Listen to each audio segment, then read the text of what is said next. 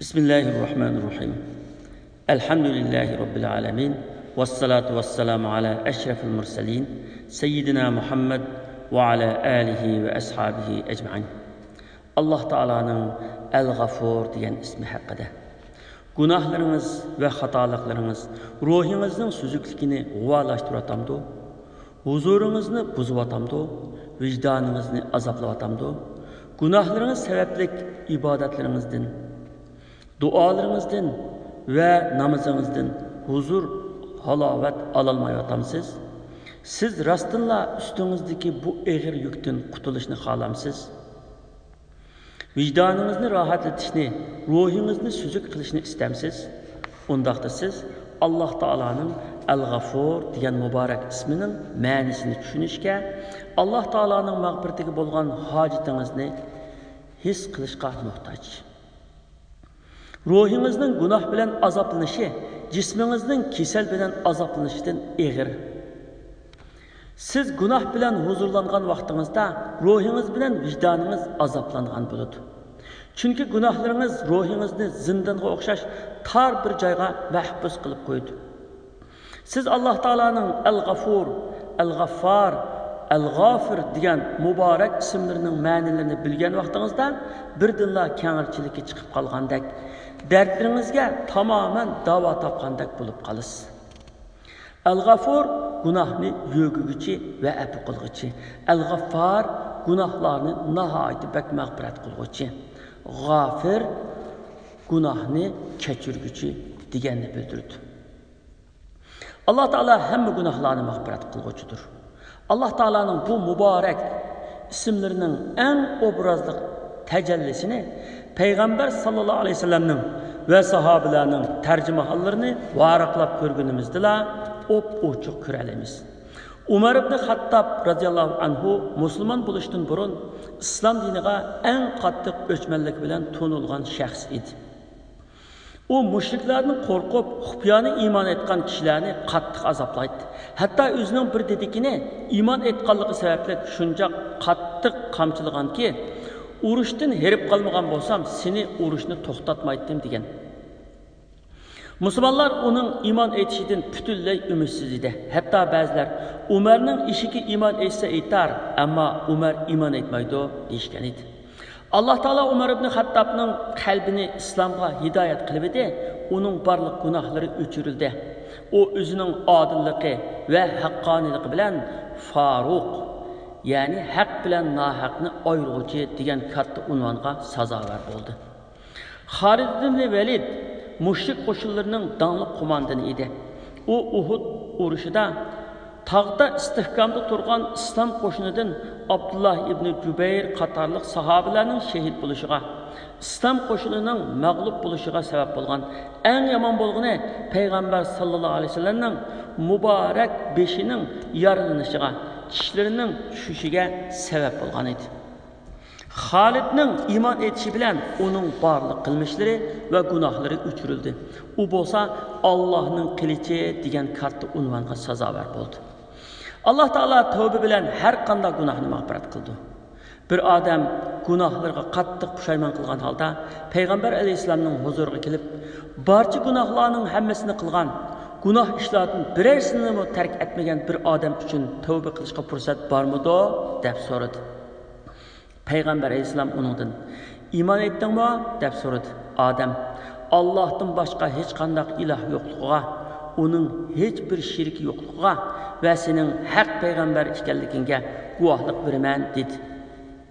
Peygamber aleyhisselam onunğa "Ha, yani sana tövbe qilish fursati bor. Yaxshi amallarni qilgin, günah ishlarni tark etgin. Shunda qilsang, Allah senin günahlarının hammasini yaxshi amallarga öğrüp berdi" dedi. Adam "Xiyonatlarimni ve günahlarımni mağfirat qilamdi" dedi. Peygamber aleyhisselam onunğa "Xiyonatlaringni günahlarыңni mağfirat qildi" dedi. Tövbe qilsangiz Allah Teala sizni yaxshi ko'radi. İnnalloha yuhibbut tawwabin ve yuhibbul mutatahhirin. Allah ko'plab tövbe qilguvchilarni do'st tutadi, poklanuvchilarni do'st tutadi. Bir kuni asrlarning arasida bir ayol o'zining kichik bolasini izlab yurib, uni oxir topdi. ve tolup taşqan söygüsü bilen onu köksüge çiң besip qanğucu suyudu. Sahabeler bunu ko'rib turadi. Peygamber Aleyhisselam şu çağda ularga Allah bendisinin tövbe qilganligiga, mushu ayolning balasini tapqanligiga xo'shal bo'lgandimi bek xo'shal bo'ldi deydi. Endi siz nimaga kutib tursiz? Derhal tövbe qiling ve Allah Taala'nın söygüsüge sazavar bulun. Estağfurullah, Allah'tan mağfiret tileymen den. Bunu tilinizin uçuda emas, belki çin kalbiniz, ruhiniz, barki hissiyatınız ve aklınız bilen den. Navadı siz günahlarınızga rastınla puşayman kılıp, çin yürkünüzden estağfurullah deseniz, sizin denizinin köpükide köp günahlarınız bolsunmu, Allah Teala çokum onu mağfiret kılıdı. Allah Teala tövbe bilen barlık günahlarını, hatta müşriklik günahını mağfiret kıldı. Ebu Sufyan, Safvan İbni Umeyye, İkrime İbni Ebu Cehil, Emr İbni Az qatarlıklarının tağdak ağır günahlarını mağfiret kılgan rehim şefkatlik Allah sizin barlık günahlarınızı elbette mağfiret kıldı.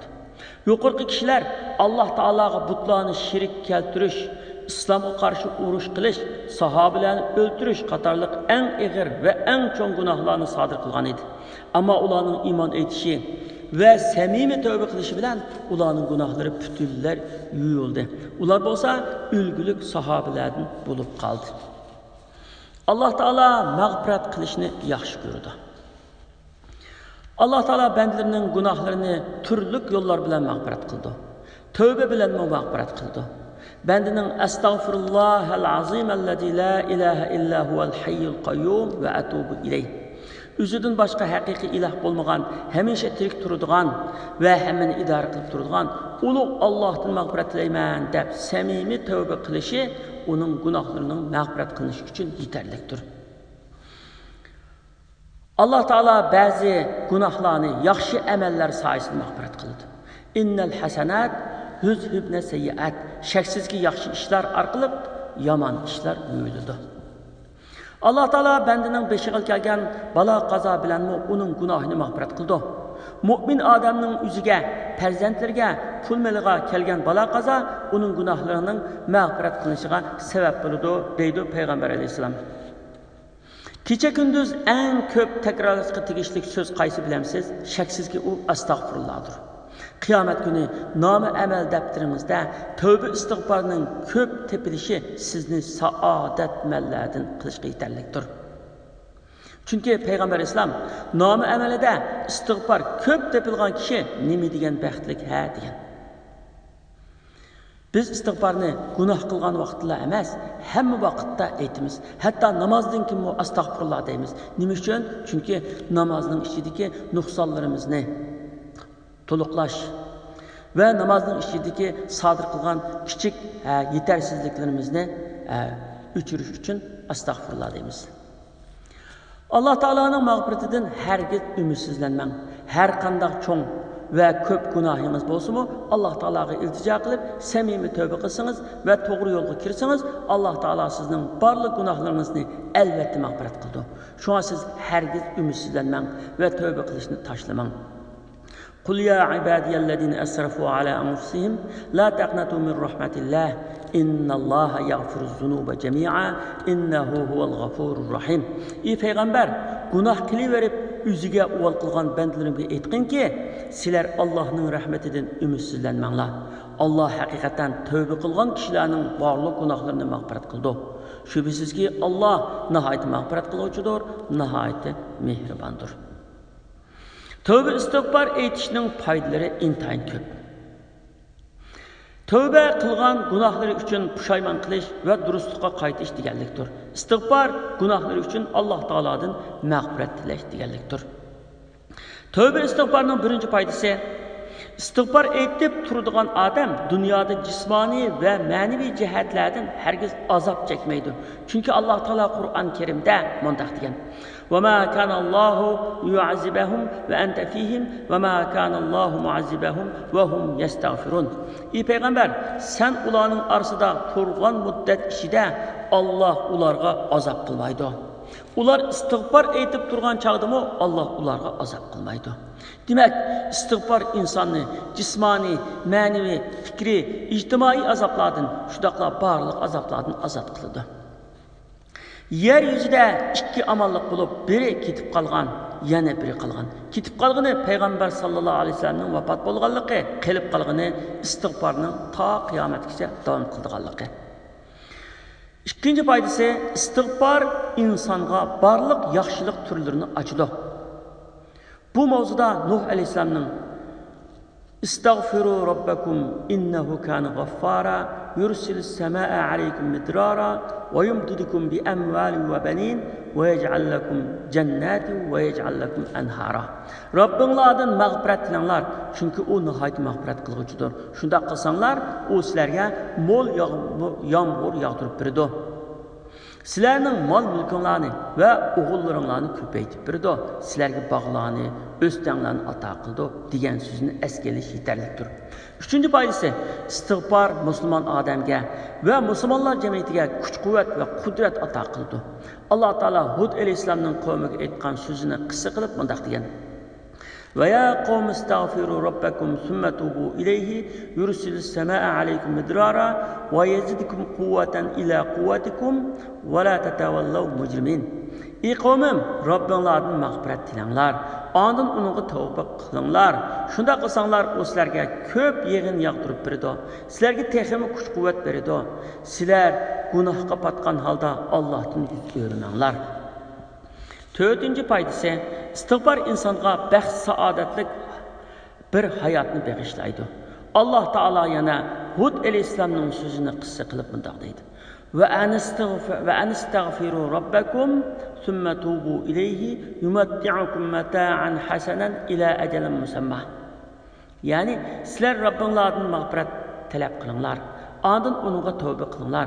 Shunda qilsanglar, Alloh sizlarni belgilangan ajrinlar to'shqicha obdan yashitadi.